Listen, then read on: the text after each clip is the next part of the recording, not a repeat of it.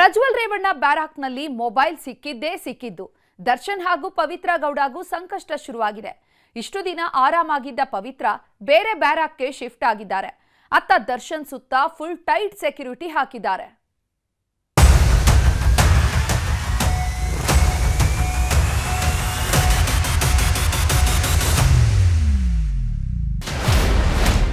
ಪ್ರಜ್ವಲ್ ಬ್ಯಾರಕ್ನಲ್ಲಿ ಮೊಬೈಲ್, ಸುಬ್ಬಿಗೆ effect. Pavithra barrack change, Darshan ಸುತ್ತ ಫುಲ್ ಟೈಟ್.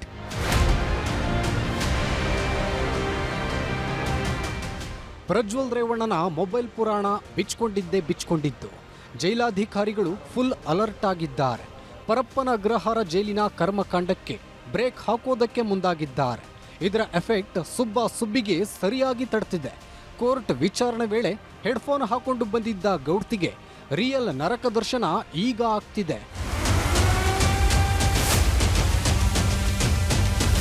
ವಾರದ ಹಿಂದೆ ಪರಪ್ಪನ ಅಗ್ರಹಾರ ಜೈಲಿನ ಕರ್ಮಕಾಂಡ ಬಿಚ್ಕೊಂಡಿತ್ತು.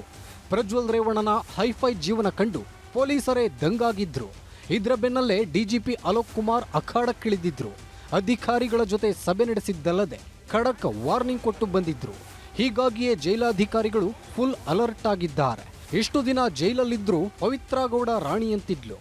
ಇಬ್ಬರೇ ಇದ್ದ ಬ್ಯಾರಕ್ನಲ್ಲಿ ದಿನ ದುಡ್ತಿದ್ಲು. ಅಷ್ಟೇ ಅಲ್ಲ, ಮೊನ್ನೆ ನಡೆದ ವಿಚಾರಣೆ ವೇಳೆ ಹೆಡ್ಫೋನ್ ಹಾಕೊಂಡು ವಿಡಿಯೋ ಕಾನ್ಫರೆನ್ಸ್ ಮೂಲಕ ವಿಚಾರಣೆಗೆ ಹಾಜರಾಗಿದ್ರು. ಇದನ್ನ ನೋಡಿದ್ದ ಜಡ್ಜ್ ಪವಿತ್ರ ಗೌಡಗೆ ಫುಲ್ ಕ್ಲಾಸ್ ತಗೊಂಡಿದ್ರು.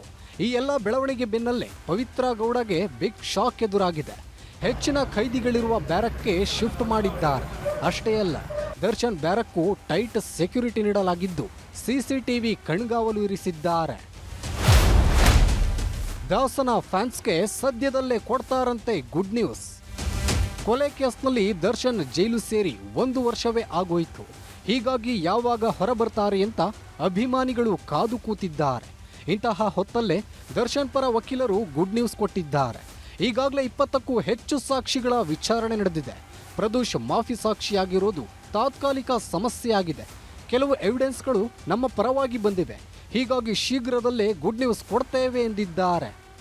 ಯಾರು ಸಹ ಅವರ ಅಭಿಮಾನಿಗಳು ಯಾರಿದ್ದಾರೆ, ಯಾರು ಸಹ ಆತಂಕಗಳು ಅವಶ್ಯಕತೆ ಇಲ್ಲ. ಯಾಕಂದ್ರೆ ನಮ್ಮ ಹಿರಿಯ ವಕೀಲರಾದಂತಹ ಶ್ರೀ ಹಶ್ಮತ್ ಪಾಷಾ ಸಾಹೇಬ್ರ ನೇತೃತ್ವದಲ್ಲಿ ನಮ್ಮ ವಕೀಲರ ತಂಡ, ಕಾನೂನು ತಂಡ ಏನಿದೆ ಸಂಪೂರ್ಣವಾಗಿ ಬಹಳ ಶಕ್ತಿಯುತವಾಗಿದೆ. ಅದೇನೇ ಆಗಲಿ ನಾವೆಲ್ಲ ಎದುರಿಸ್ತೀವಿ. ಯಾರು ಭಯಪಡುವ ಅವಶ್ಯಕತೆ ಇಲ್ಲ ಅಂತ ಹೇಳ್ತಾ ಇದ್ದೀನಿ ಈ ಸಂದರ್ಭದಲ್ಲಿ.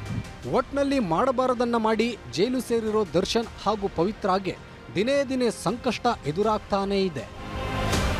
Manjunath N, crime bureau, news 18 Bengaluru.